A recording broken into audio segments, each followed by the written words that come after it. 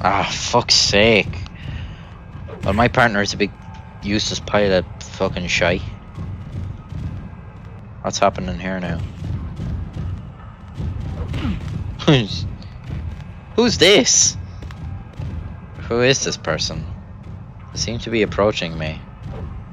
Maybe I should get down from here. What's about to happen?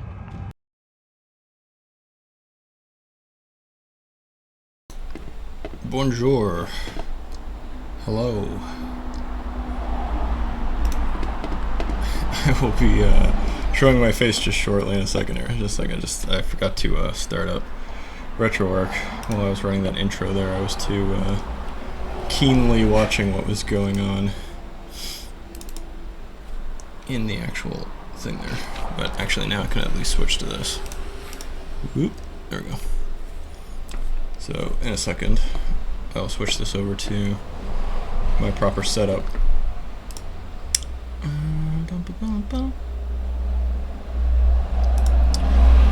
Load content.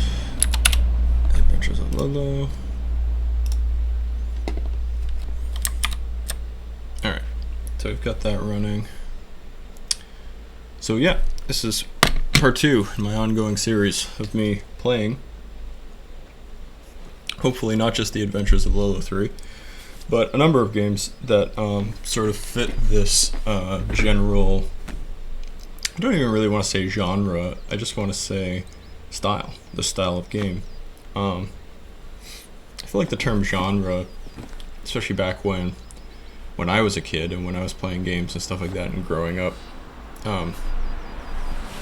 it sort of became an odd term that caused, I feel like a lot of the ways that people think about games to sort of start to ossify in a way that I think as developers thinking about things that way is very stifling.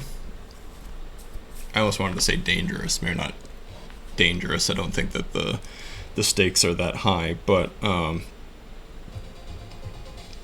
sort of the overall theme of this series, I was hoping, was just sort of a deep dive into one of the game design concepts that I think that games like The Adventures of Lolo, of course, Otto's game, Puzzle Depot, that I'm always boosting and raving about, trying to get you all to play all the time, even though it's not even finished. And various other games in this style that I talked about, like Mole Mania, certain other newer games like Baba Is You, I would say, sort of follows into this style of game a little bit, although it definitely has its own very unique mechanic in how it kind of melds simple logic or scripting, if you will, sort of into itself as one of its base mechanics, where you're actually sort of changing the nature of the things on the screen by interacting with things on the screen.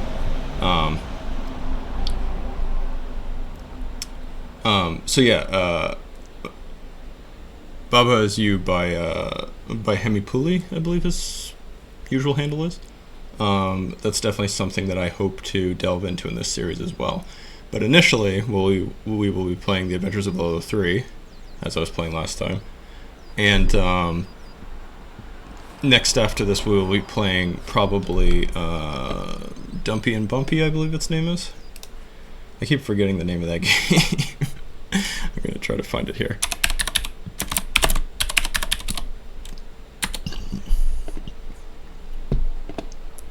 Oops, spelled it wrong. Yeah, I got it right.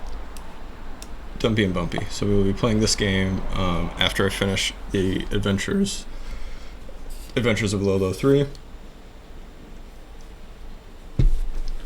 But my reason for playing these, and the reason I wanted to play Lolo specifically, I just sort of want to break down my rationale for this.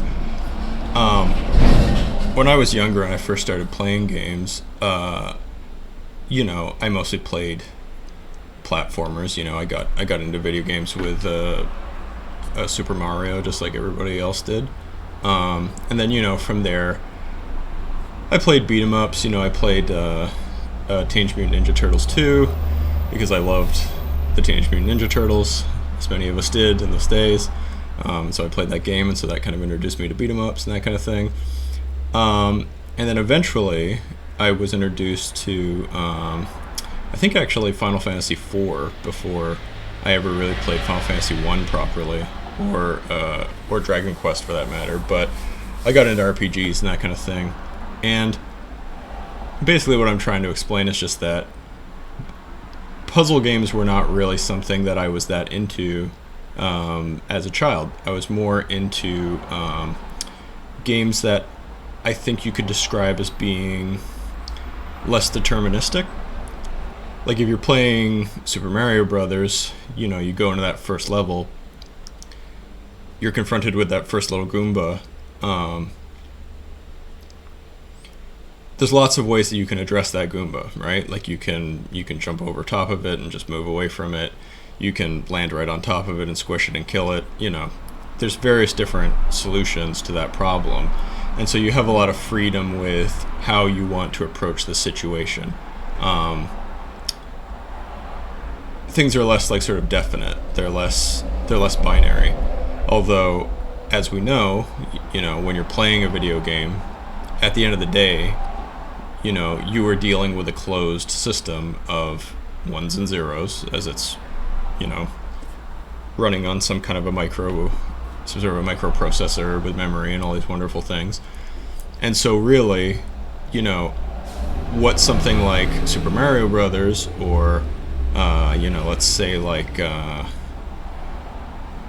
even something like an RPG, although I would say to like a lesser degree in that case, on sort of a sliding scale, you're dealing with something where the deterministic nature of the game is being hidden by a level of complexity of mechanics and a sort of a possibility space of outcomes that is large enough that we are able to kind of feel like it is similar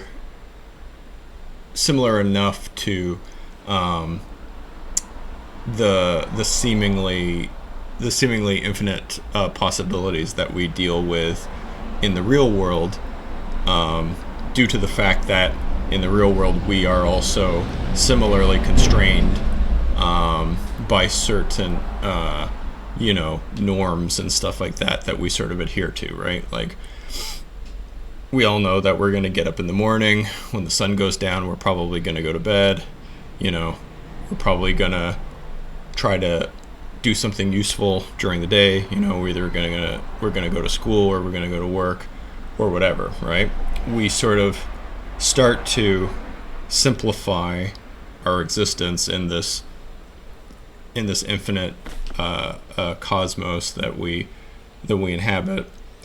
And so these games, by just sort of coming at it from the other side, from coming from something that is totally deterministic and then just trying to make it as complex and full of possibilities as we can with that limited starting point, we're able to kind of come to where our normal lives sort of the amount of freedom that we have in those, we try to replicate that in our games, but coming at it from the other direction, right? Instead of, creating rules and creating structure to sort of, make things more manageably less random, right? In games, we go from, this hard and fast rule of the 1 and the 0, the on and the off. We try to bring that to some sort of level that approximates the complexity of our lives, so that the game we're playing, is sort of running at that same frequency that we're used to in our daily lives. So with these puzzle games that we're playing,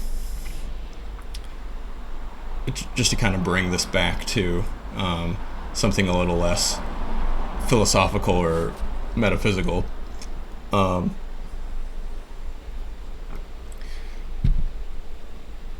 I think when people think of a puzzle game, there's a lot of ones that there's a lot of potential ways to make a puzzle game, right?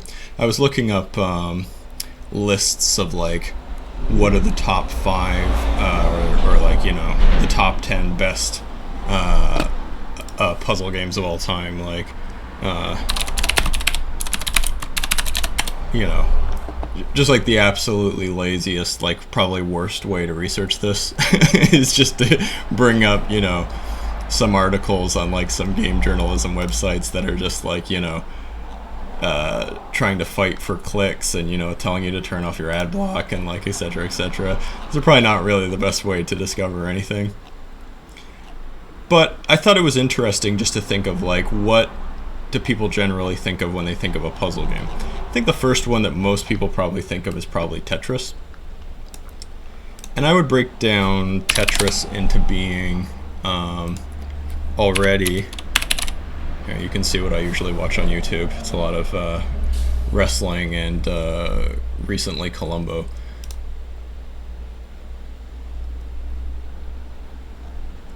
Where's someone just playing Tetris? Here, a long play of Tetris. Everybody wants to see Tetris. What happens at the end of Tetris? I don't know. No spoilers. So when we're playing Tetris, I would say that Tetris is, what makes this a puzzle game? Why do we call this a puzzle game? Is it just because there's no narrative, there's no main character, you're literally just trying to interact with the mechanics on an extremely abstract level, and, you're trying to solve the problem of the game, which is, I have to keep this screen clear of these pieces, which is sort of the way that we play it when we first start playing Tetris. Over time, you learn that the best way to get a high score in Tetris is to kind of force this situation where you can clear 4 lines at once with the long piece, which is something that I actually didn't know for like the longest time, just because I didn't care. Like I didn't whether I had a high score in Tetris or not was never something that really felt very compelling to me, and so I wasn't spurred into actually discovering like how the game is actually meant to be played or whatever. But I would say that this is a game that I think on a very base level sort of appeals to our desire to organize things, to clean things, to bring order to a situation so that it is not too chaotic, too messy for our sort of human sensibilities. And there's a lot of evolutionary reasons for that. But I would say that Tetris is sort of more akin to some of the other games I was talking about, the non-sort of puzzle games I was talking about, in that it starts to creep towards there being a lot of different solutions, and the optimal solution being, sort of hidden away by a level of complexity that makes it feel a little bit more dynamic. You know what I mean? Like everybody starts off with the same sort of Tetris screen, but at least like once you start playing it a little bit, as long as you play it just a little bit different than somebody else, you're going to end up with a different situation where the clear answer as to how to optimally solve it is definitely there, but it takes a little bit more thought to see it. And so it at least feels a little bit more dynamic. Once you've played Tetris a lot, I imagine, I haven't experienced this myself, but once you've played Tetris enough, I would assume it probably starts to feel a lot more deterministic. It probably starts to feel like, no, there's only really one way to do it. Here's the way you want to do it. This other person who is, not as proficient at playing the game, they're just not doing it right. You know what I mean? Like, it's not that they're trying a new exciting kooky approach. It's just that they're playing it suboptimally. And I think that a lot of games we play, they eventually start to become solved. Like, this is the term that is used a lot, where like the optimal strategy eventually becomes known, and then the illusion of the dynamicness of the situation kind of goes away. In a lot of modern games, yes, especially multiplayer games, this sort of eventuality is kind of is sort of abated. Like, it's kept at bay by the fact that you release new content frequently, you do patches, you kind of change game balance and stuff like that, and so there's always sort of this ongoing search for like what is actually optimal. You know what I mean?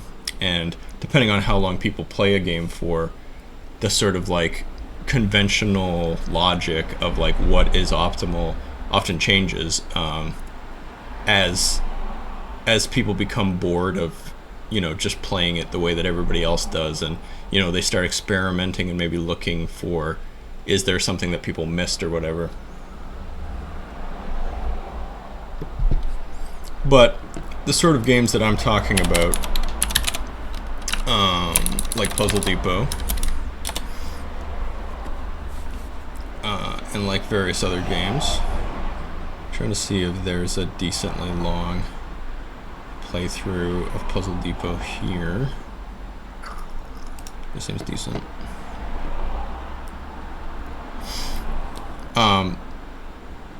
This is sort of the first game that I played in this style that really spoke to me and that I really enjoyed.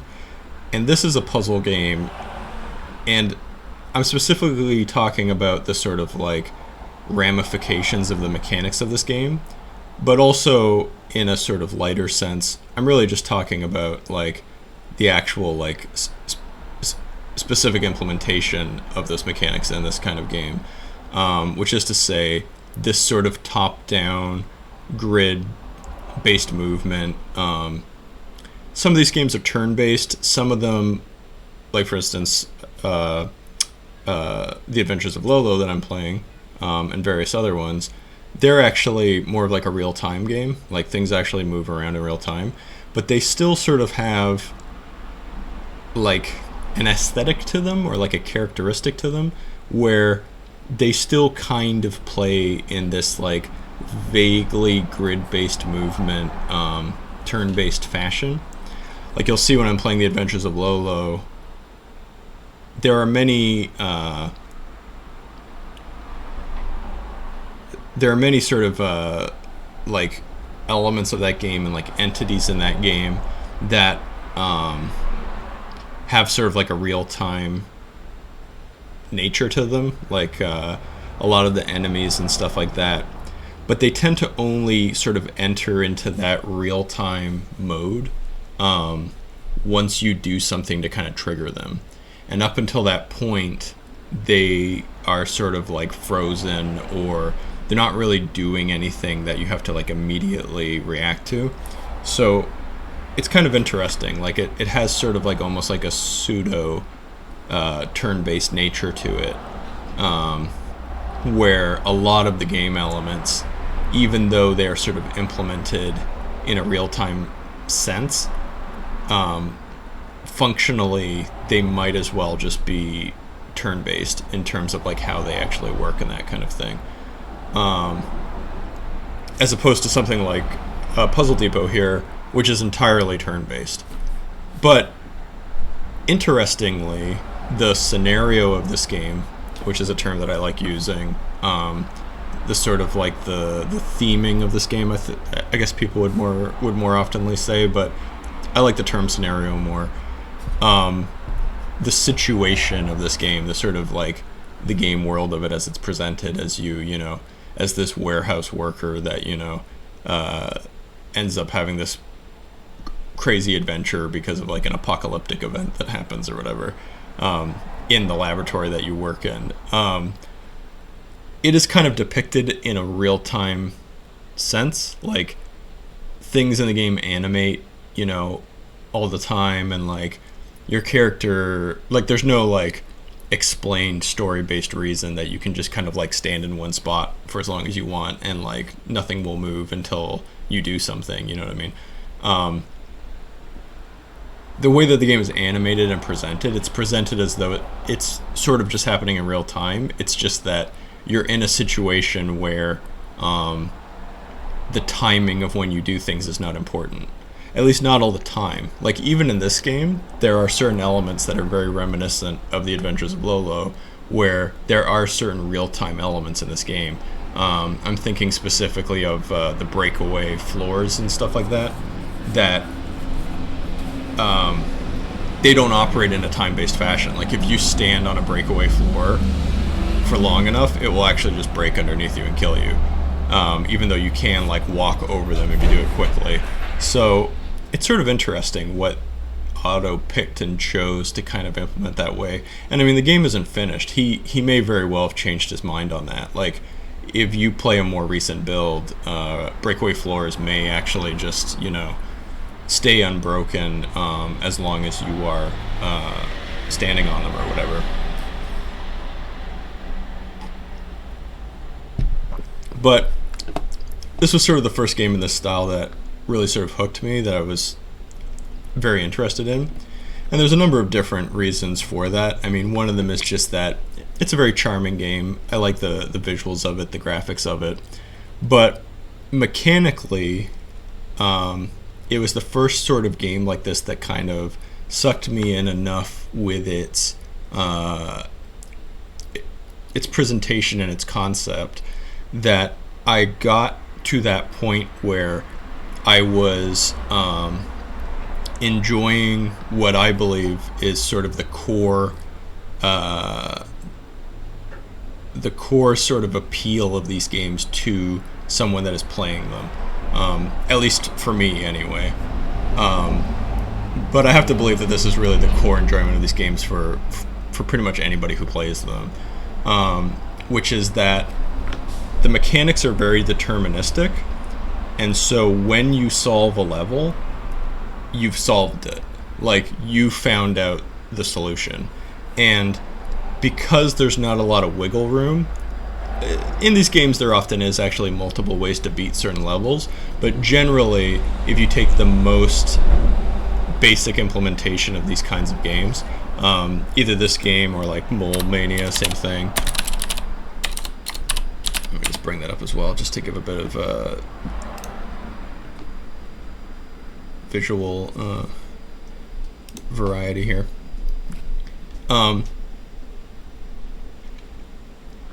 talk about when these games have multiple solutions as well, because that's interesting as well. But in these games, at their base level, in their simplest levels, there's maybe just one way to beat the level. And so when you've found that, you've really solved it. You know what I mean? You had a puzzle in front of you, and sort of similar to when we're programming, similar to when we're working on like math problems or something like that, or crosswords or whatever, the fact that there's only one solution and you need to find it creates this situation where if the puzzle is hard enough, you will have a difficult time solving it, but when you eventually do solve it, it is a relief that you solved it, because you now know that you got the answer. Like, there was only one way to do it and you figured it out. And sort of that feeling of accomplishment is very interesting to me, because it's a different feeling of accomplishment, in my opinion, than you feel if you win a round of a fighting game, or complete a difficult level in a platformer, or achieve some kind of like high status in like an MMO or something. These are all like similar feelings of accomplishment in a game, but a puzzle game like this, it gives you that feeling of accomplishment on a level to level basis, and it gives you that feeling of like mastery in an extremely like an extremely short, like, A to B way. You know what I mean? Like, generally in games, when we talk about game design, we talk about, the feeling of mastery and how that feeling is appealing to human beings, right? How that's enjoyable for human beings. We like feeling like we were bad at something, we learned how to do it, and then now we are at the point where we have, like, fully learned how to do something that previously we didn't know how to do, right? So in a platformer or a fighting game or, like, many other different kinds of games, this concept of mastery we get from getting good at the game, right? Like, it used to be difficult for me to, do all this platforming or whatever in, like, this Mario game or something.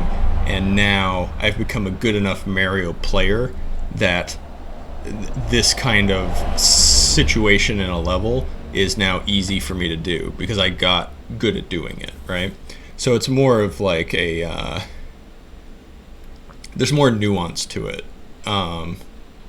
The mastery that you're feeling is, this guy's doing some sequence breaks here with some trickery.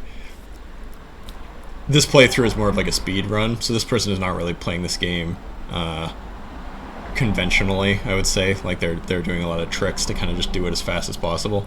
But anyway, with these kinds of puzzle games, though, you're not really gaining mastery in the mechanics. Although I would say that that interestingly enough, in Mole Mania, you actually do. Partly due to, I don't know if you can tell, but sort of like the real-time nature of it does require sort of a level of manual mastery of the way that the character actually moves around and the things you can do to actually be good at this game. But it's very light, and it's not very important. Like, the main importance in this game, if you're just trying to beat it, is to solve the puzzles, is to figure out what do I have to do to solve the puzzles. And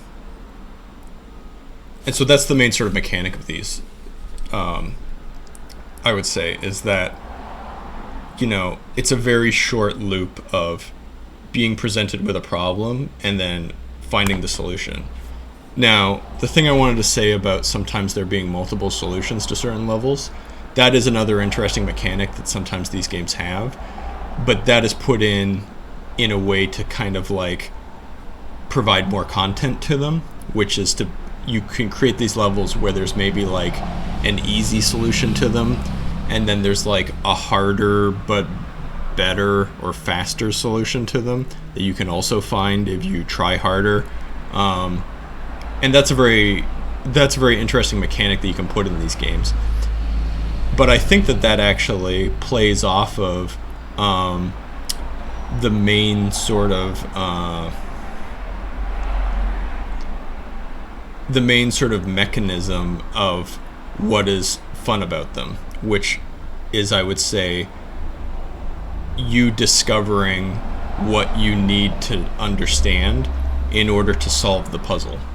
And I'm bringing that up because my last playing of this yesterday, which I would say is not very good, I was stuck on a level for basically like the last half of that play session. But I'm going to explain why, and I think it kind of ties into kind of the game design questions that I want to ask about these games, which is that part of what is fun about these games, or sort of almost any games that you play, is not understanding how to play a game, like not knowing what the mechanics actually are, and then learning them over time, and then realizing that, like, you now understand something more about the game than when you first started playing it. I think that sort of element of discovery is another game design element that these games do quite well.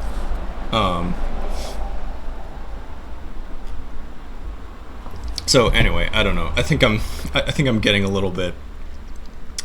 I think I'm starting to kind of lose the thread on this or whatever. I mean, I didn't want to write down my thoughts on this, but it's just I kind of wanted these to be a little bit, more just kind of like stuff coming off the dome. But I also don't want to just like ramble and like lose people, but I don't know. Perhaps that's unavoidable, just because this is a topic that like I only really just started thinking about this when I came up with the idea of doing this series, and specifically came up with the idea of playing The Adventures of Lolo 3 as the first game that I was going to play. And I kind of talked about this last time, but I chose The Adventures of Lolo 3 because it's a very early game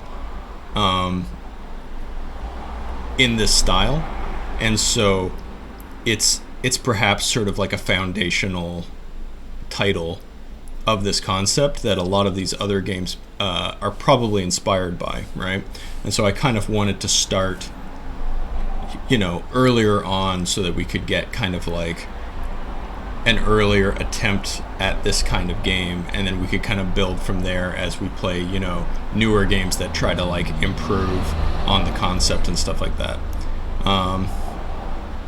I might even play Mole Mania again, even though I've already played it. It's maybe been long enough that I could play this again, and I wouldn't remember exactly what all the solutions are, but I'll have to look into that, because I mean, if it's just a thing of me just playing it and then just remembering what the solutions are, it's not really that instructive anymore, because what I find is so important about these games is that journey that you go on to actually solve each of the puzzles, right?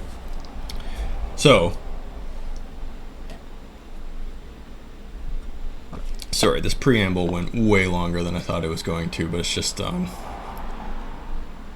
I haven't had a lot of time to think about this stuff. I've been very busy lately, and my sleep schedule's been messed up, and I've just been worried that like my brain isn't going to be like functioning well enough to kind of articulate this stuff well. And also I just didn't get enough opportunity to really kind of like think about this stuff in my own head before I started doing this. But I wanted to get to this morning, just because like I wanted to play The Adventures of Lolo 3, but I don't want to do any playing of it that I don't stream, and I didn't want to keep putting off playing it just because I didn't have time to think about it enough, you know what I mean? So I kind of just wanted to get at it. So this is going to lead to this being a little bit suboptimal in terms of streaming of this, but anyway. That is to say, I'm rambling a lot because I'm trying to analyze what is interesting about these games from a game design standpoint, and I'm trying to kind of get to the bottom of this, and to see if there's something that is instructive to any games that we make, regardless of their mechanics or whatever genre they belong to, that could be like, I'm trying to see if we can get a deeper understanding of this one element of game design by playing this style of game that I feel condenses that feeling of, learning how the game works, or learning what I have to do in order to solve this part of the game, that kind of stuff. Sorry, I put that horribly, but anyway, I don't want to spend too much more time trying to articulate this stuff exactly perfectly. Anyway, I hope that at least makes some sense. I'll try to think about it more in between this and my next playthrough after this, and then maybe next time I'll be able to kind of clear up some of the stuff I was talking about here. But anyway, let's get to the game. I hope there was nobody in chat fucking sitting there while I'm rambling in here, because I wasn't paying any attention to whether I set this up right. Oop. Let's switch over there. I just want to get this running over here, just in case I need to see what people are doing. Retro game setup. There we go. So there's probably nobody watching this though, so I don't. I'm really just filming these so that I can put them up on YouTube, and then maybe Derek will watch them or something because he's interested in this game because he likes it. So maybe he's the only person watching this. So at least maybe I'm having a one-sided conversation with Derek, and then maybe later he'll get back to me on how he felt about this game or something. This camera is not set up right. There we go. That looks better. Alright, so The Adventures of Lolo. A toi. Sorry, my French is probably horrible. Stop that. Run this here. I'll turn on my desktop audio so you can hear the game. I'll try not to listen to a podcast this time, just because last time I was running it too loud. I mean, I could always run a podcast and just not play it too loud, but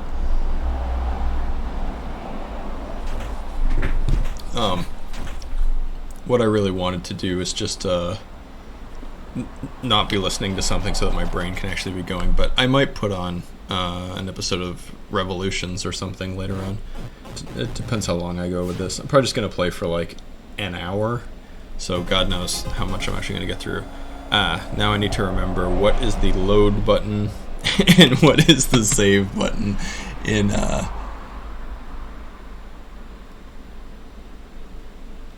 just gonna load state. Okay, there we go. I'll look up the hotkey later. I don't want to inadvertently save something. So, last time I was having a bunch of trouble with this level, right? I didn't know what the hell I was doing. I was like, oh, I'm gonna go up here and we get some things. And we get some shots. I'm kind of a little hazy on how you actually get shots in this game. You would think it would just be that anytime you get a heart, you get a shot. But that's not always the case. Like, it seems very, like, depending on the level, the game designers just choose, like, which hearts give you shots and, like, how many shots they give you. It just seems very random. I don't know why they don't. Maybe I'm wrong. Like, maybe it is more straightforward than I'm thinking, but, like, it feels a little off to me. It feels, if there is kind of like a hard and fast mechanic to it, I haven't yet discovered what it really is. But I haven't been paying that much attention to it, so I don't know. Maybe I'm wrong, but it feels weird. If that's what they're doing, I mean, that's fine. Like, that's an interesting choice, I guess, but it feels a little bit cheap. Like, that it's like, why not just design the game so that, you know, a certain amount of hearts gets you a certain amount of shots, and then if you want people to have a certain amount of shots, put that many hearts in the level. You know what I mean? Like, kind of constrain yourself as a designer based on a mechanic that makes sense. You know what I mean? Just so that, like, the player isn't sitting there being like, I hope I get shots when I grab these hearts. Like, it just feels sort of weird. I don't know. I got to examine it a little bit closer, though. I might be wrong about that. There might be some hard and fast mechanic to it, but it's just, I haven't been able to kind of casually surmise it. Anyway, so I was like, oh, we shoot this guy, and we maybe shoot this guy, and then now we can get this one because we're not going to get killed, and then, you know, down here, same thing. We can, like, blast this guy here and, like, blast this guy here. And then now we can get this one. And then the big question becomes, what do we do now? Because we've got 2 more that we have to get with 2 things that we have to block on the same side. So I was trying to solve this, like, overly cleverly, of just being like, oh, maybe there's some way that I can, like, move these blocks or put, like, a guy here in front of the block and then move it later or whatever or something. I was trying to figure out, like, what the hell am I doing wrong here?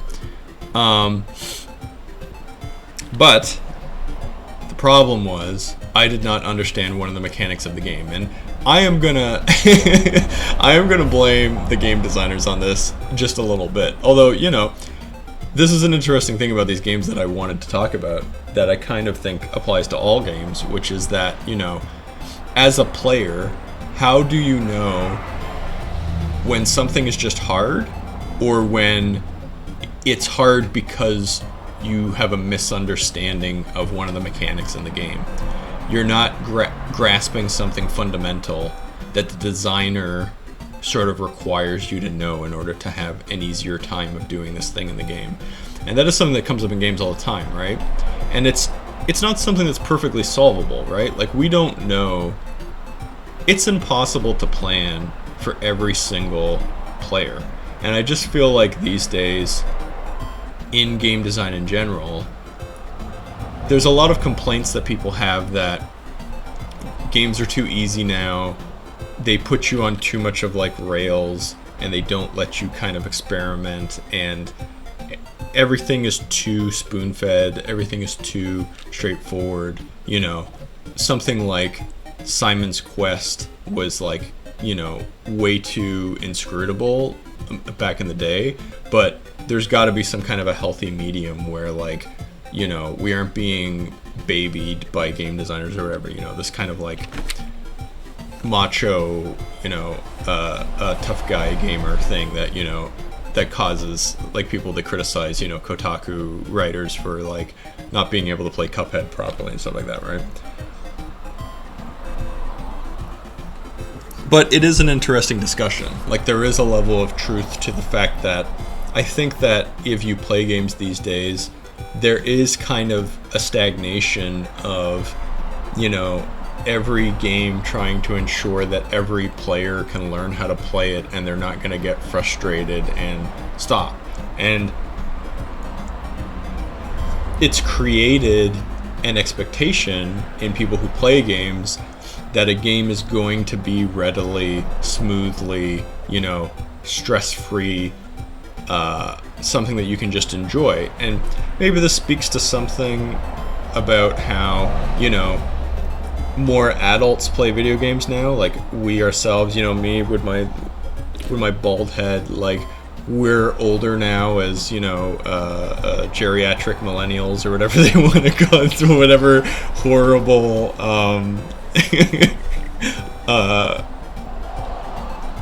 whatever horrible Lisa's plate is empty meme term, feeling inducing term they want to use these days.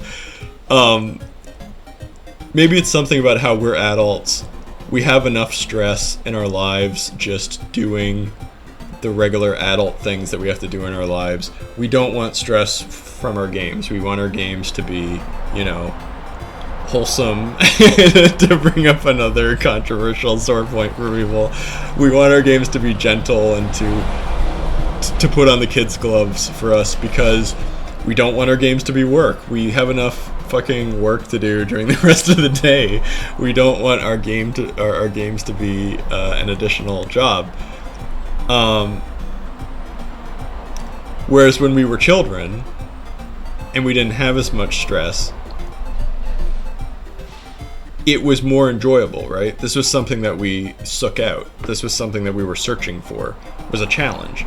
Was something difficult to do that we could then learn how to do and then feel as though we had grown as an individual and, you know, learned something about ourselves and something about this thing we were playing, and you know, all these wonderful feelings of an adult. So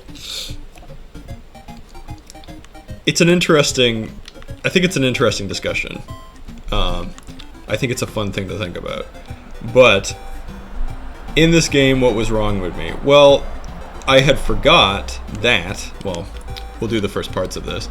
I had forgot that something else that you can do in this game is that when you egg someone, if you egg them again, oh shit, I just killed myself. But, sorry, I'll do it right now and then I won't die. You can shoot guys twice, and then by doing that you can kind of remove them from the screen.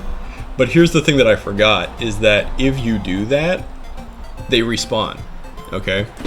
So that was the big secret. That's the big secret to this level, is just that you have to realize, like, oh, I need another 2 guys. Well, I can create another 2 guys by just removing 2 of them from the screen, and then when they respawn, I can use them again.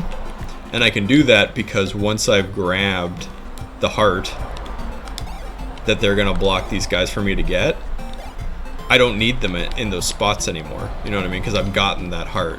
I need them in these new spots so that I can get the other hearts that I don't have, right? And if you look at my shot counter, I've got exactly 4 shots left, right? So I have enough to get 2 new guys, right? And then I think the last one I won't need an additional guy because I'll be able to just grab it and then the level will end before I get shot or whatever. I think. Anyway, we'll see what happens. But hold on, I gotta kill these guys without dying. So yeah, now that I've killed that guy, he's gonna respawn eventually.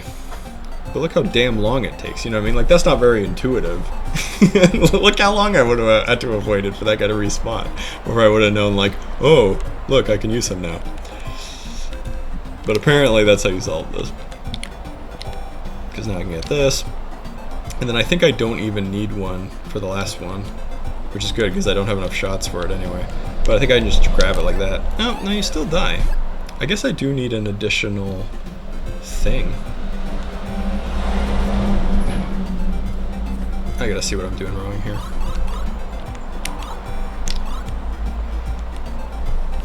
Anyway, to solve this though, I committed the cardinal sin of these games, which is I didn't figure it out on my own. I just looked it up because I was frustrated and I was like, how do you do this? And that sucks. Like, that sucks when you gotta do that in one of these games, because that just removes all the... It removes the main core fun of these games, which is that feeling of like, I didn't know how the hell to solve this, and then finally I figured it out, and it's just like, oh, thank God, you know what I mean? Like, that relief of like, oh, that's what you do. That really is, whoops, that really is one of the core things that's fun about these games.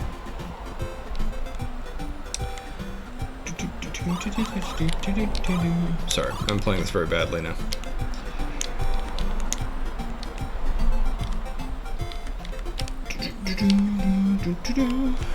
I think I'm doing this right. Put this guy here, oh shit, I'm wasting one of my shots. You gotta be careful when you're playing this. Can't waste any shots.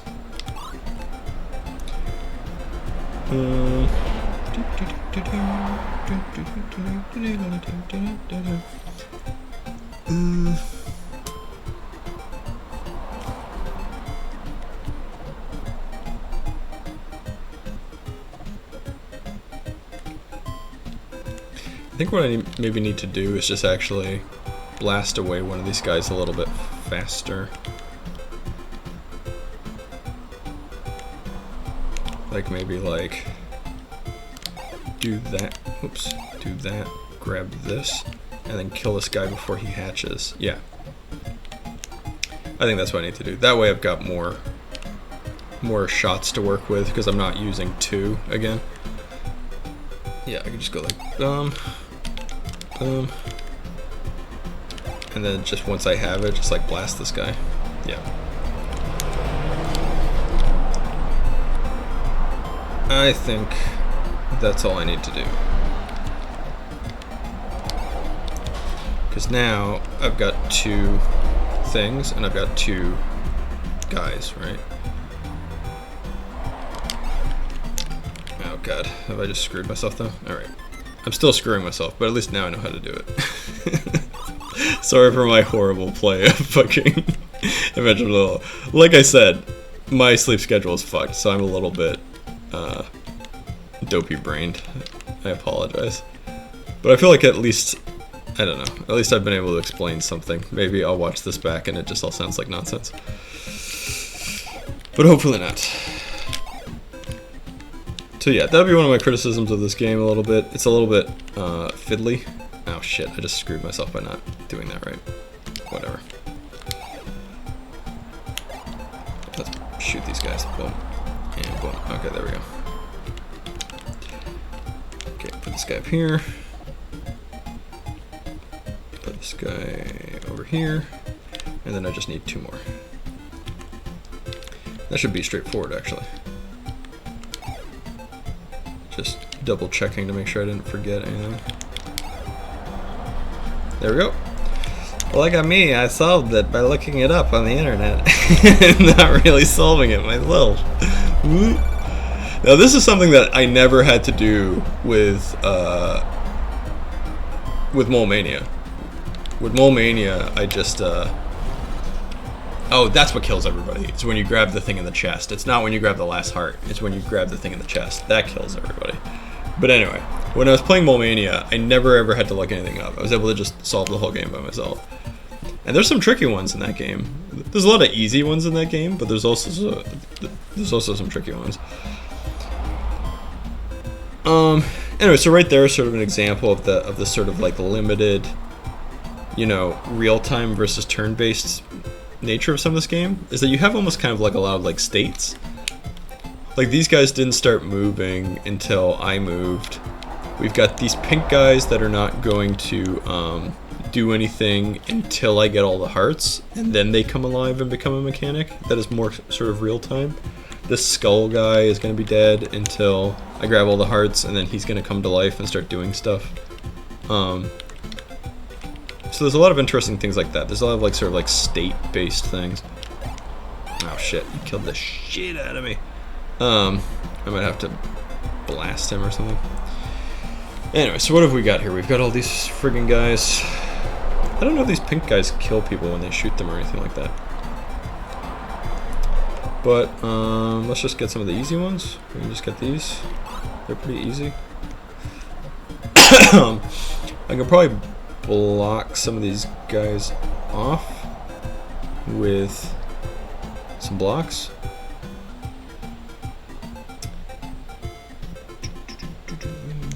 I wonder if that's how you do this.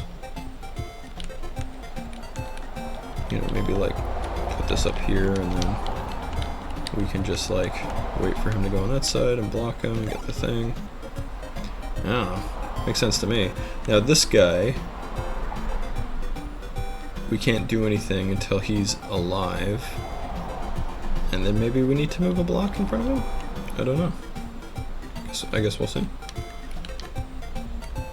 I also don't know if those pink guys, if they kill other enemies when they shoot, or if they just kill you.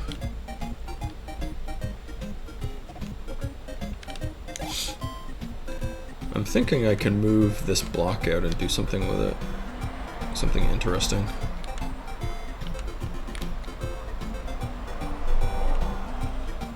Like, I'm wondering if I can push this out and then kind of use this as like another blocker. Pretty sure that's what I'm supposed to do. Yeah,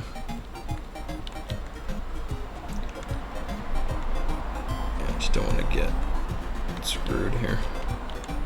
Alright. There we go. So now I can get this. But then there's still one more that I have to get. I think I can blast him though, right? I think I can just do this. Yeah, the problem is these guys are going to start shooting as soon as I'm done. Yeah, so I got to do something about them. So I have two. I think I get like two shots or something. See, this is what I mean. Like, now I suddenly have 2 shots. Okay, cool. Like, I guess maybe the first one gets you none, and then the next one, the ones after that, get you 2 or something. I don't know. I don't know what's going on with these shots. They're confusing.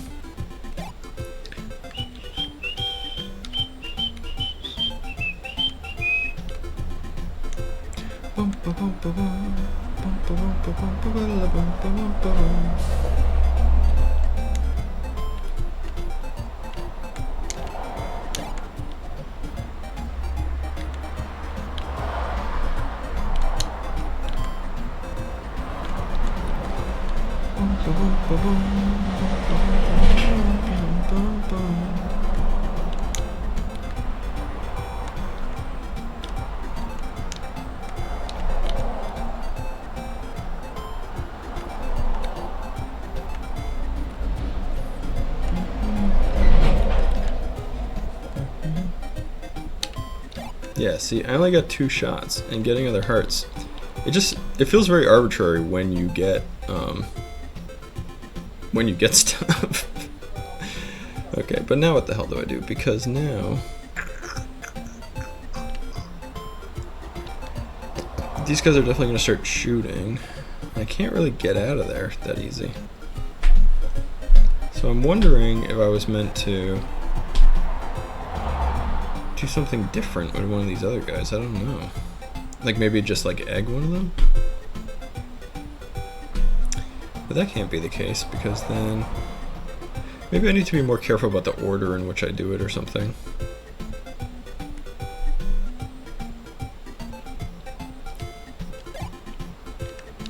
That makes sense, right? Just do it in a different order than I was doing it. Yeah, like maybe just... Because the thing is, I get 2 shots very early on. Yeah, I think that's all it is. Is I'm just going to wait to get the last one until later.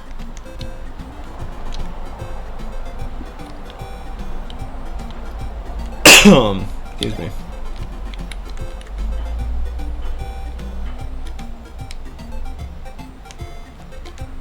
Yeah, I think that's all I need to do.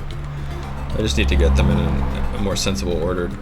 That seems to so far be kind of the main thing that you do with these skull guys, is you just gotta like make sure that they're positioned such that like they don't totally screw you when you get the final heart. Oh crap, I gotta get that last chest too though. Although I think the skull guy can't walk through the grass, so that should be fine. Yeah, see, because now I can get this, and then I can just go like this and it's all quite easy. There we go. It's sort of weird that there's this guy. Oh shit, because he can totally shoot up, can't he? Okay. Well, shucks. Well, shit. Yeah, I gotta go around the other side. Alright. That's easy enough. Sorry, I'm being very dumb.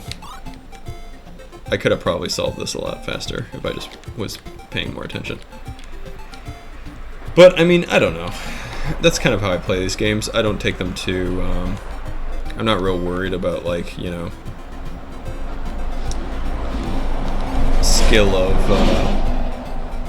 skill of my play during them. It's more just about, you know, figuring out the puzzle and doing it. There's no rush. I'm not, you know, I'm not speed running this thing or something. Oh, the other thing I figured out is I was wondering why I was Lala, right? Because we're playing the Adventures of Lolo, but if you look at the screen, I'm actually playing as Lala right now. And I thought it was something about like, oh, you go up to the castle and you can switch.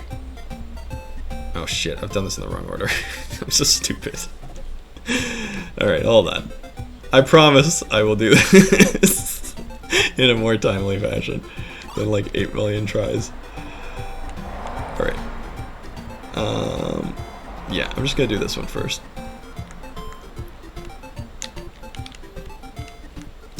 Yeah, you can actually switch which character you are just by pressing A or B when you're on the map screen. I didn't realize that. I thought you had to like, I thought I was like going to the castle, because like when I first started this game, I couldn't figure out if the castle was a level or was just like a castle there that does nothing. Apparently it's just a castle there that does nothing. Because I thought, oh, it's not a level. It like allows you to change which character you're playing as in case you want to play as the other character for some reason. And I thought that's what the castle did, but it's actually not what it does at all. It seemingly just does nothing at the moment. Maybe it opens later or something, but for right now it just doesn't do anything. Okay, kill him. Okay, so what we need to do... Oh no, wait, I've screwed myself again. Because... shit! Alright, I screwed myself again. The order of this is very important. Let me actually pay attention instead of talking about the game, and then maybe I'll actually be able to solve this in less than like a billion tries. I have to get the bottom one last. Or no. No, that's wrong too. Which one do I have to get last? I'm pretty sure I have to go through the bottom there. But the thing is, once the skull guy's alive, aren't I going to be screwed then? Maybe I have to do it before the skull guy comes back or something. Maybe that's it.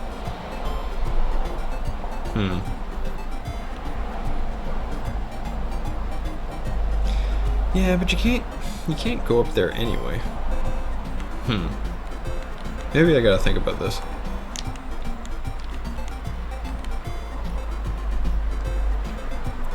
I kinda wanna go down here, and then that way I can go up through here, and then that way I won't get shot by anybody. But then how do I get down here without dying? Because the shots are really fast. Do I get another shot when I get the last heart? Maybe. I wonder if that's the case. Oh, I can get that one last.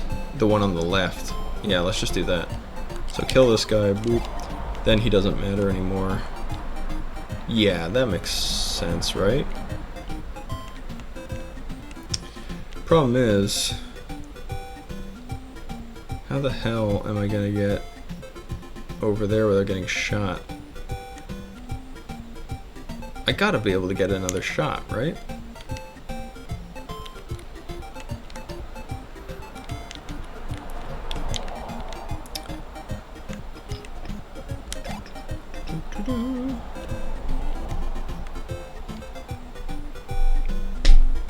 Oh, the other thing I wanted to talk about was when I had trouble beating that other level because I didn't think about, oh, I have to use like the respawn of guys to get them back so that then I have more blockers.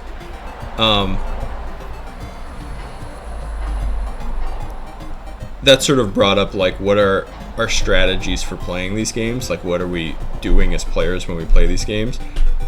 And a part of these games, you know, when you can't solve a certain level, often the problem is just that you've made some sort of assumption that you think is true, but you're actually wrong, right? So then you're operating based on that false assumption, and so you're not finding the solution, and you think it's just because you haven't used the mechanics properly, but really it's that you actually have a fundamental misunderstanding of what the mechanics are. And so that's something we have to think about when we're playing these puzzle games. And that's something that playing these puzzle games teaches you, you know what I mean? That like often when you're stumped on a problem, it's not because the problem is unsolvable, it's because your thinking about it is fundamentally incorrect in some way, that you need to figure that out first and correct what that initial assumption is that's wrong, and then maybe the solution will readily present itself, right? As in that last level where, you know, my assumption was I have to use, you know, the things that are in this level, just one incarnation of them to solve it. But I was missing the fundamental idea that you can actually despawn the things that are in this room and then respawn them in a more favorable position that then you can reuse them, right? So I needed to understand that first before I could actually beat the level. But I don't know what the hell I'm going to do here unless I can get that other guy. Oh, everybody will die. Everybody will die. I'm stupid. I'm overthinking this. Everybody's dead. Okay, so that doesn't matter. They're not going to be in my way. When you get the chest, they're all gone. They're cleared. What the heck is this? The damn thing wasn't displaying. It's weird.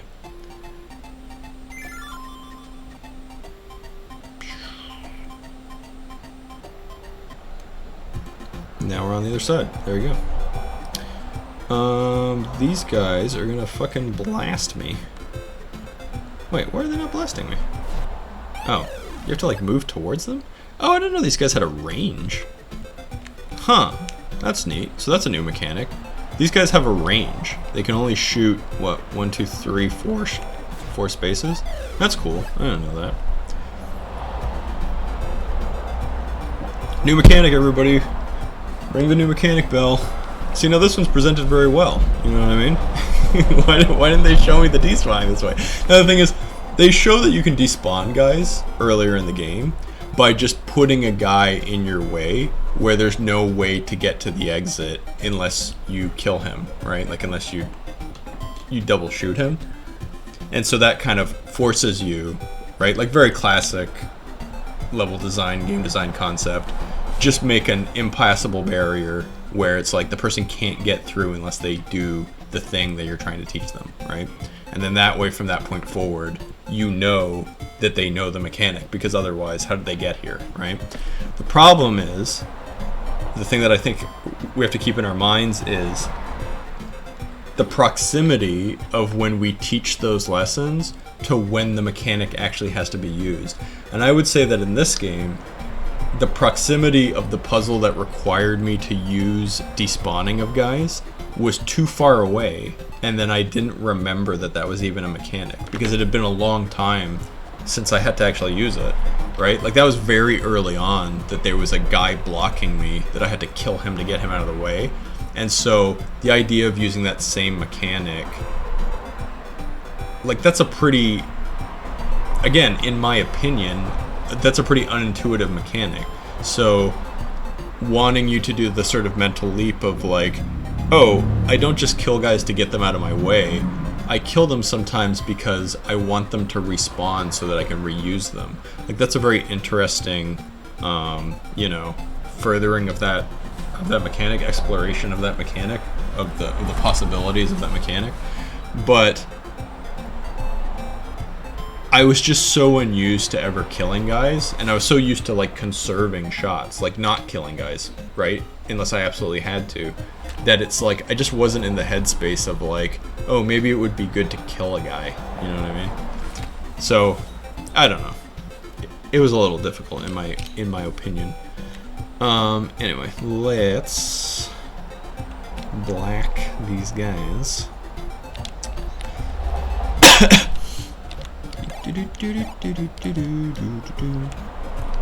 Sorry, future episodes of this I'll probably get through more levels because I'll do less talking, but early on there's going to be a lot more to talk about because, you know, there's only going to be so much to talk about with these games, and so eventually, you know, I'll run out of stuff to say, or at least it'll be harder for me to discover things to talk about them, but and then there'll be, you know, less fooling around and more just like playing, but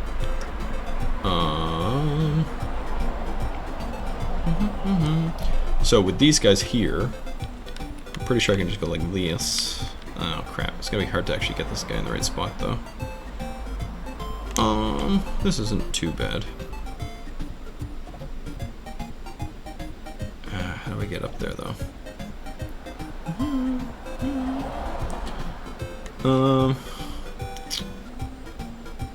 Maybe I can just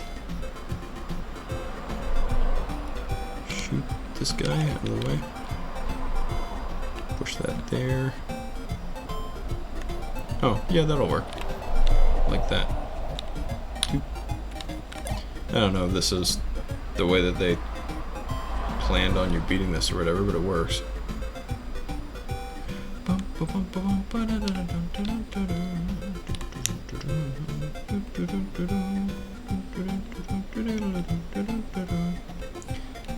Oh shit, how am I gonna move that over there? I don't know how to do it. This one is not as obvious as that other one.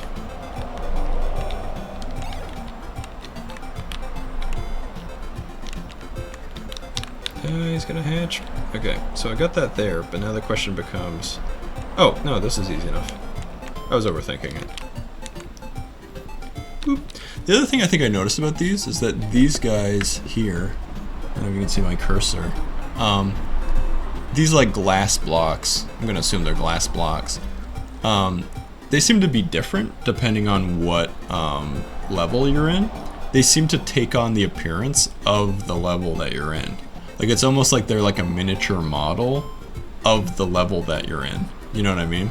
But because they're so small, like because the sprite is so small, they can kind of get away with just like drawing a fairly generic like representation of like all of the levels regardless of like how they actually look. Like just being like, oh, in this level, you know, the floor is this brown color, and then usually there's a bunch of these like sort of bushes in it, and so we'll just create like a little like diorama almost of the level that you're currently in, but that is in these glass things, like almost kind of like an Escher effect. You know what I mean? And I think that's really cool because I think I remember in the tutorial these had a different look, and I think they were made to kind of try to mimic the visuals of that level. So that's really cool. I think that's a really cool design for these cubes. It's just like, oh look, it's a miniaturization of the level that you're in. it's a neat idea.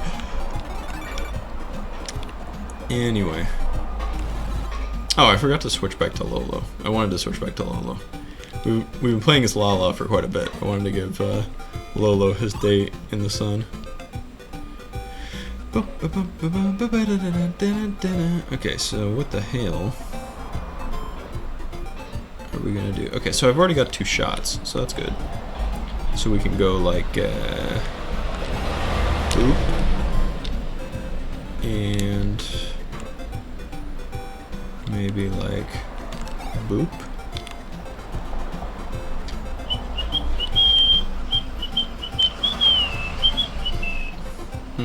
How am I gonna get these guys out of the way though? Let's restart this. I think maybe I don't want to do that. I think maybe I want to do this and this. Ah, but now those are in the way.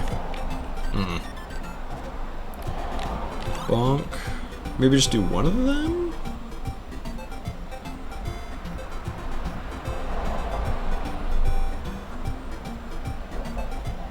Maybe just do one of them.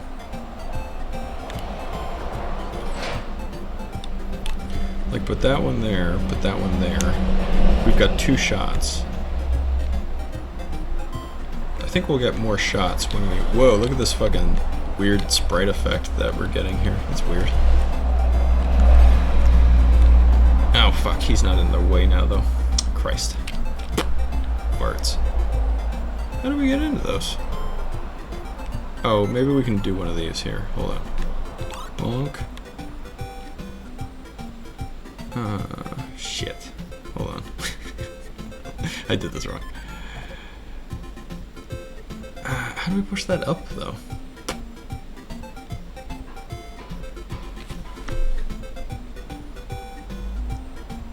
There's gotta be some way. So that gives us 2. And then can we, like, do this or something to get the other ones?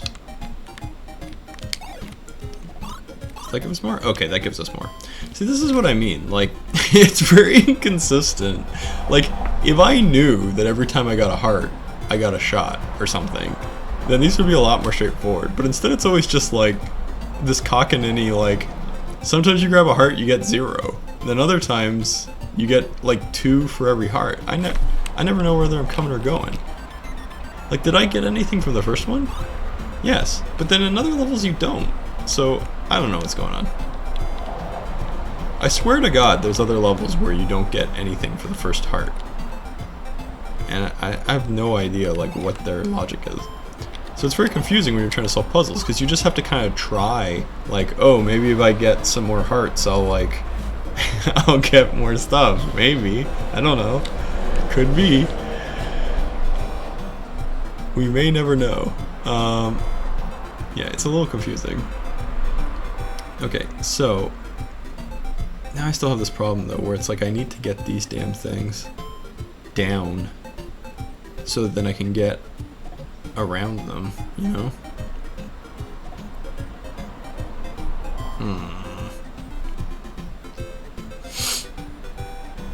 Like, how can I push these down?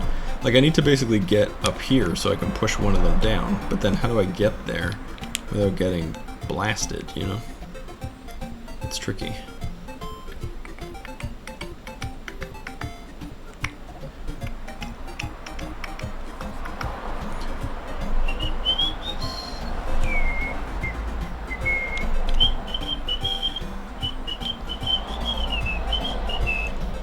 Just because, like, if I push one of these guys over here, he's going to be in the way.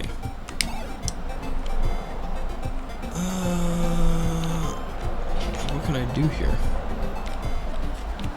Like, that doesn't make any sense, right? Oh, shit. Oh, I'm dead anyway. Alright, this one's tricky. This one's very tricky.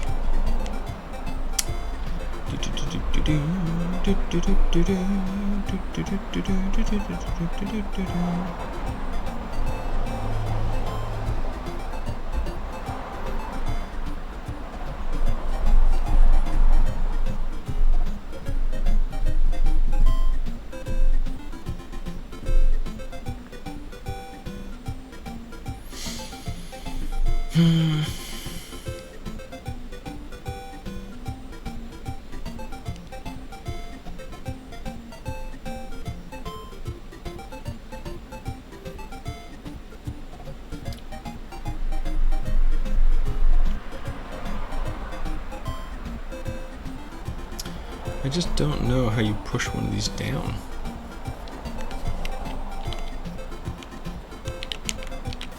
Yeah, he definitely doesn't want you to do that. Maybe I can just get one of them?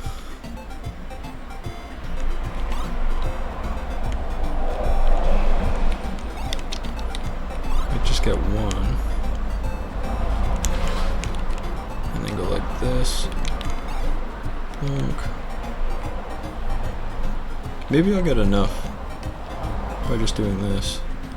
Because I only need one to get this guy out of the way. You know? Just like that, bonk. No, I don't get any. See, like I just collected. How many hearts do you have to get a thing? Ugh. Like I just got 3 and I didn't get any shots. I thought maybe I could get like 1. No, it's just these ones are special ones that give you a thing. Okay, so that's not how you do it. See, that's my problem with Lolo so far. It's maybe my only complaint about it. It's pretty interesting as a game. And maybe this speaks to its age, you know what I mean? Like this is one of the earlier ones. So it's okay for this one to have, you know, mechanics that are a little bit like head scratchy and not really that elegant. But that would be my complaint about this. It's just that you just have no clue when you're gonna get shots. And so it makes it sort of like, it makes it a little bit trial and error-y to figure out like if the puzzle requires you know, intelligently using your shots. It's a little bit hard to solve because you never know like which heart is going to give you shots. It's just random. Some of them give you shots. Figure it out. They're not like a different color or anything. Like it's just like, it's a mystery. It's not really a great mechanic in my opinion. I mean, I don't know. It's interesting, I guess, but it's a little weird. I'd like something a little more straightforward, to be honest. Alright. How the flip are we gonna get into there without dying?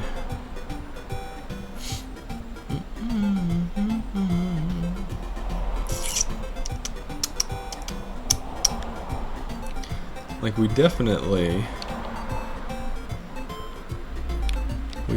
gotta get these bastards.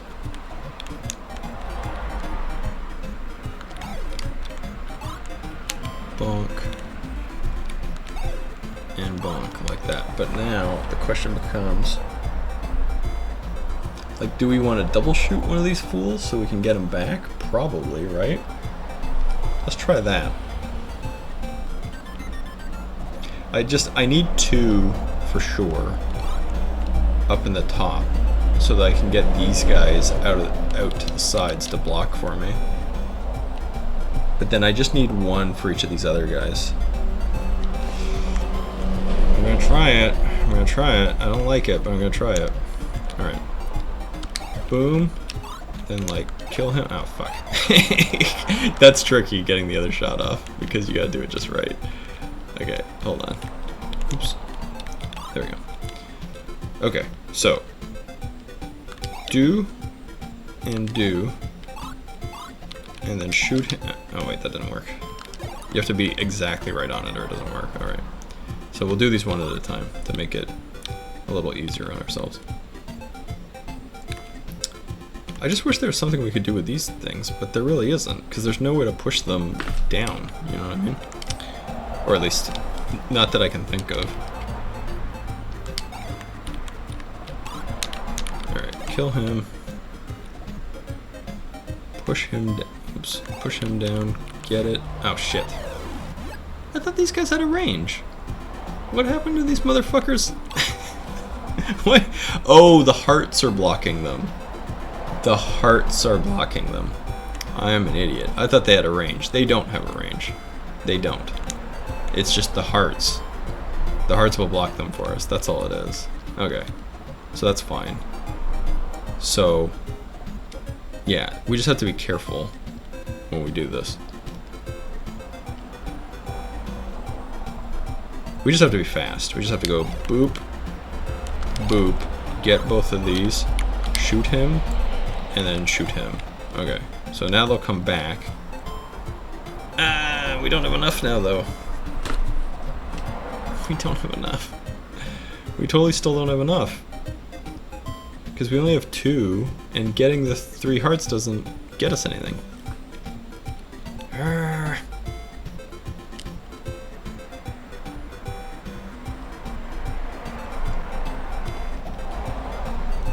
Maybe getting the last one gives us another shot or something? I don't know. No, because now we're out again. Rats. Alright, so that's not how you do it. We're gonna have to try something else. If only there was another way to block these guys.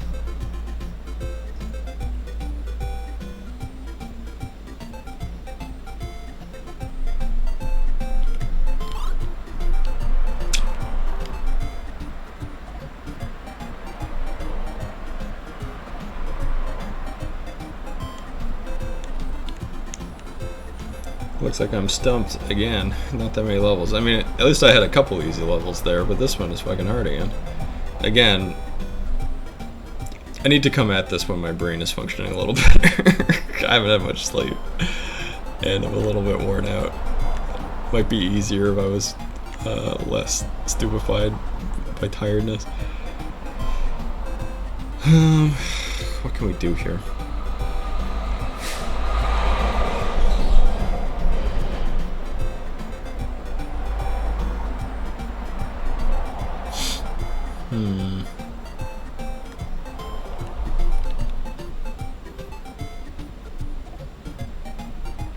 Maybe we just want one of these? I don't know. We'll try that.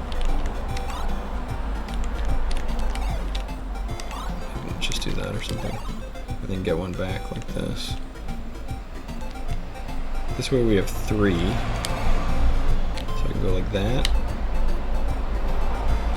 I can go like this.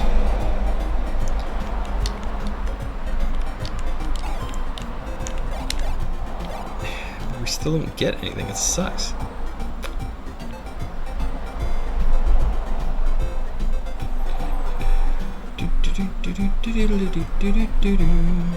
And also now we're screwed because we can't get another block in there. If only there was some way to push one of these down.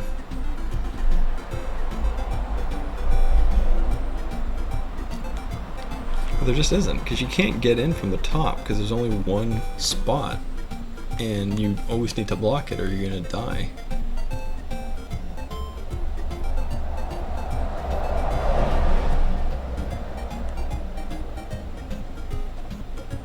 You know? You know what I mean? I wonder if I can kill another one of these guys.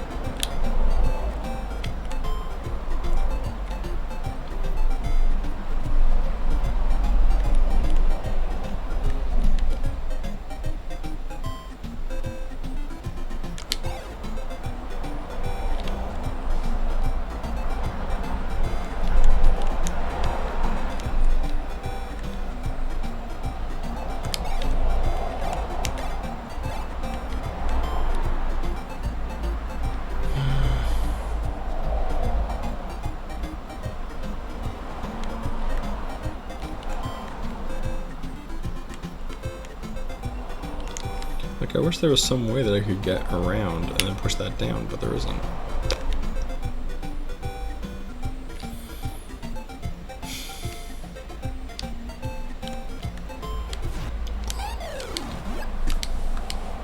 What am I missing here?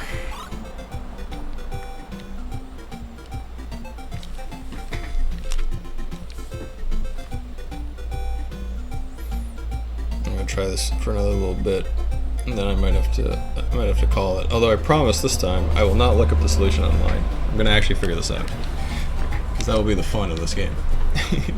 Although what makes these games fun is when it's a bit of a struggle to figure it out, but not so much that you get frustrated and don't want to do it anymore.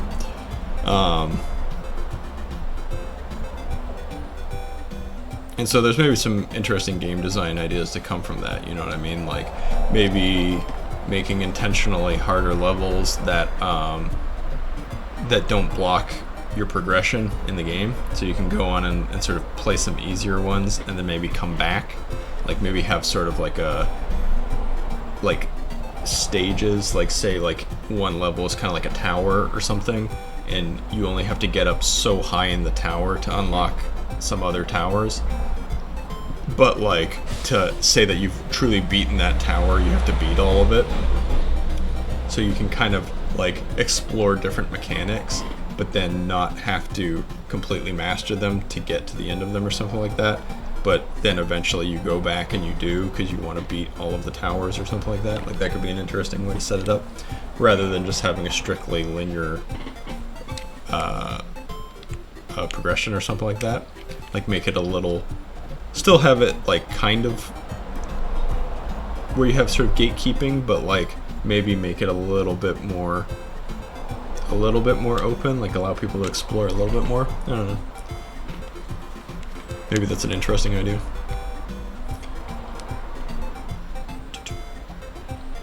Just to keep people engaged, you know what I mean? So they're not just staring at the same thing forever, getting frustrated by it. Maybe they'll come back with a different idea that they didn't think of.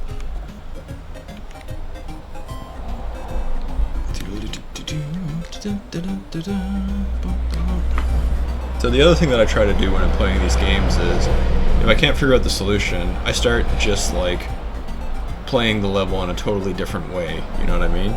Like, than I was doing before. Like, stop just doing the same things over and over, and like, try to think as like, maybe I just need a totally different approach, right?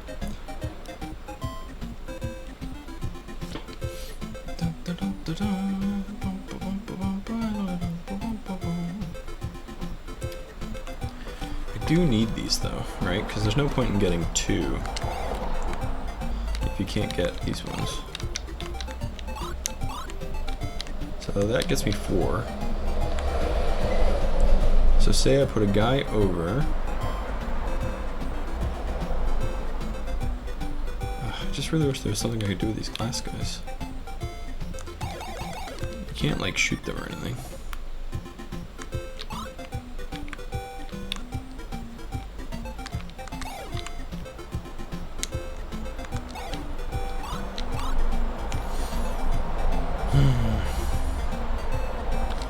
When I start this, what is the position here? Seems pretty straightforward.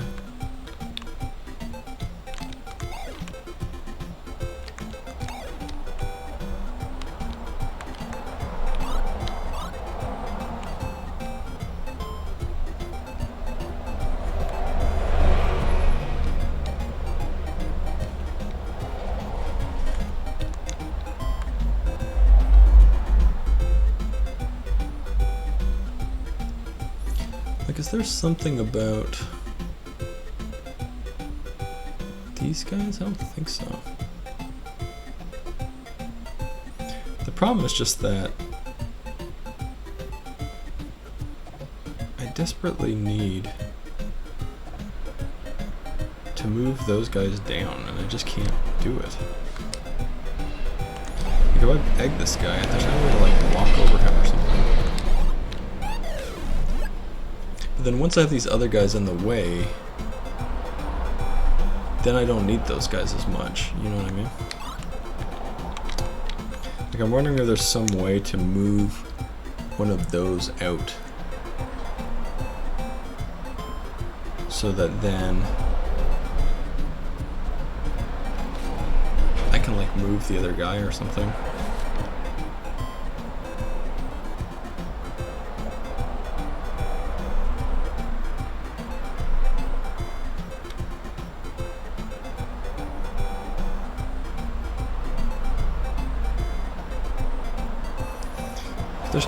There's no way to get through there because there's only one slot. What am I not? What am I missing?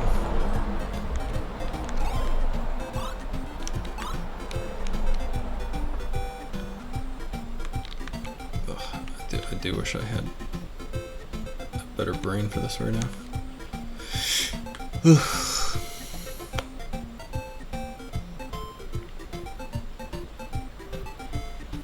There's got to be some way that you can push that down. But I don't know what it is.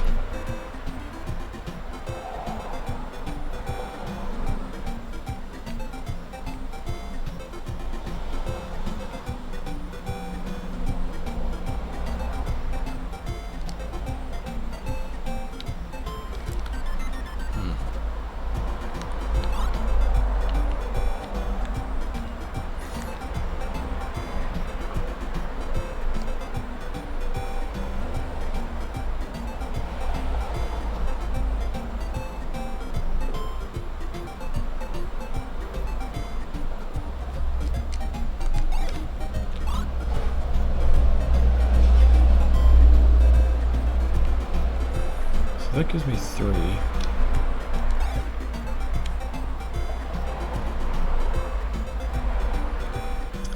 Still stuck with the same problem though.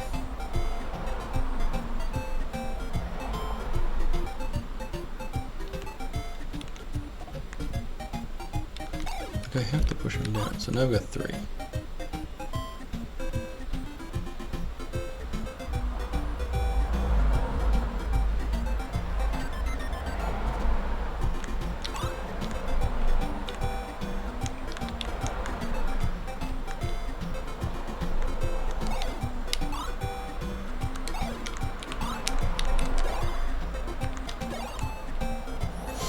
So that allows me to get these guys back, which I need, because I have to get them on the top. Now, I don't have enough to do one of the sides. Like, I'm out.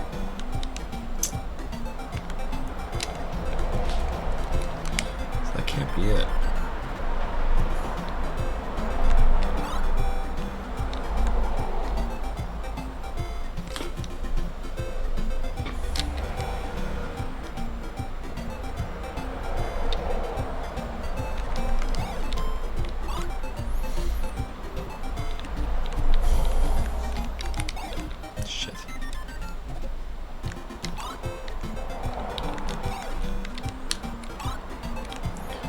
You get killed right away? Yeah, you do.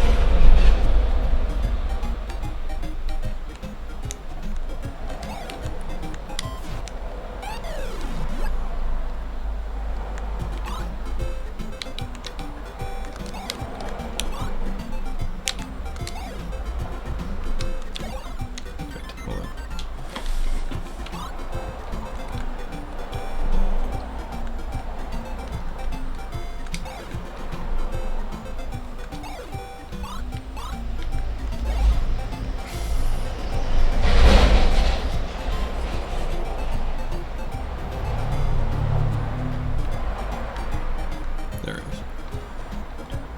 So that will work like that. And that will work like that. Then we can just get one guy.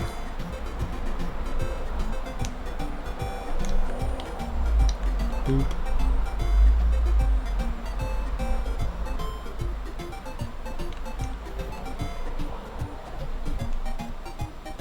Like, that's my last shot.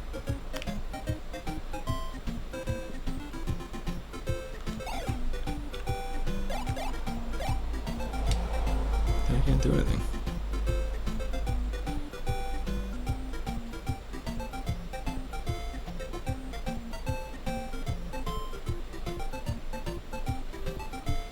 Like, I wish I could push this out and then down. You know what I mean? And then not have to use that guy, but there's just no way to get in there. I wonder what it is. Very stumped by this one.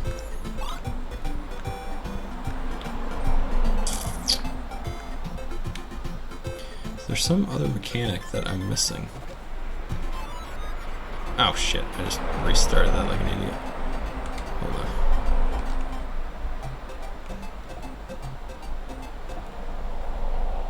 on. Okay, good. It saves your progress, thank God.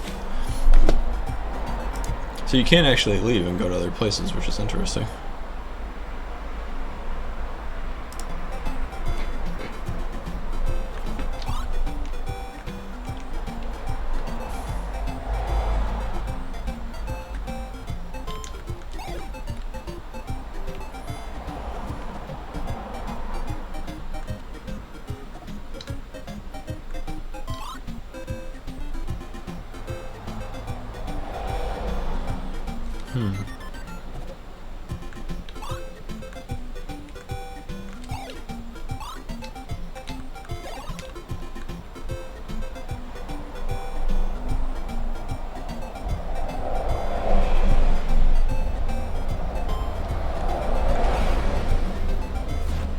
Shit, I didn't do that right yet. Well, I don't know. I'm gonna call this for now, but I'm gonna come back to this. Try to figure out what I'm missing.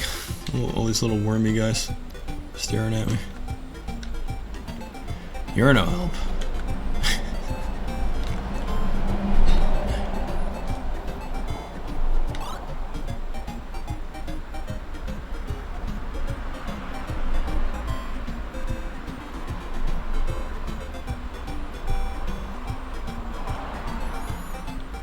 It's like, move this guy down here like this or something. And then that's gonna do something for me. Ah, I killed my ass.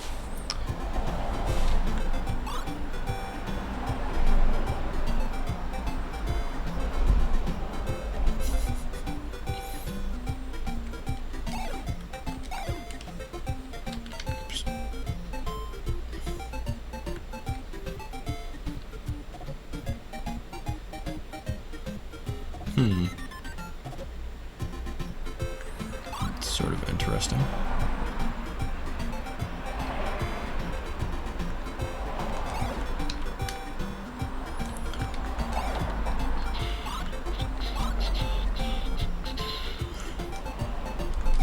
Have I maybe discovered something?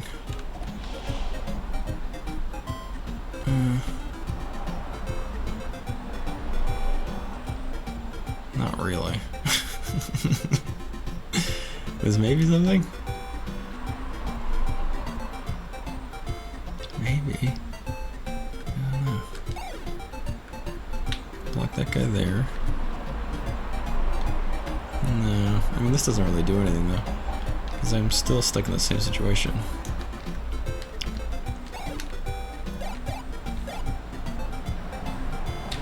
I'm still stuck in a situation where I need one more shot to get that other guy. And I just don't know how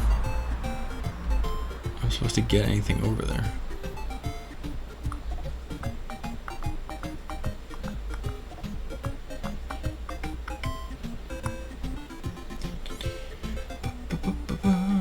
There's just no way to get that around, you know?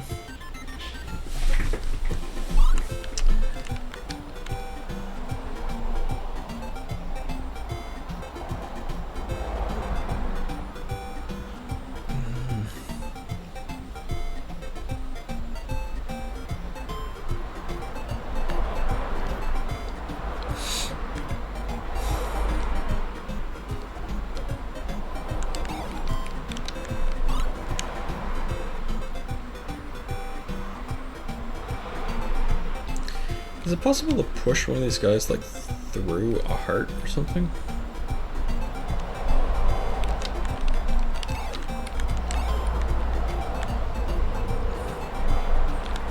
Can you do that? No, you can't.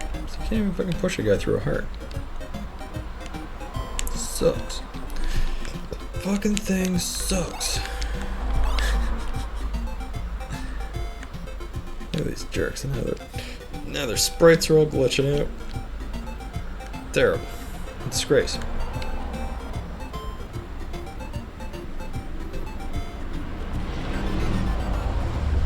Alright. I'm gonna come back to this. that is enough Lolo for one day. But I promise, I'm not going to look up the solution. I'm going to figure this out. Eventually, on my own.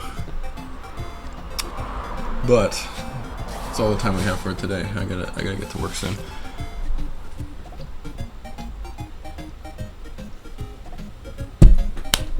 But yeah, hopefully, I don't know. Maybe this will get my brain thinking about some more mechanics. I mean, we came up with a fun idea. The tower's there. A mechanic which it turns out this game already sort of has, but fair enough. But yeah, it's an interesting idea, I think. So, tune in next time for more of me being stumped on levels of an old NES game and not knowing what to do. I hope they're entertaining. I hope they're informative. They're at least helping me to think about these ideas. So that's the main reason that I'm doing this. Anyway, ciao for now.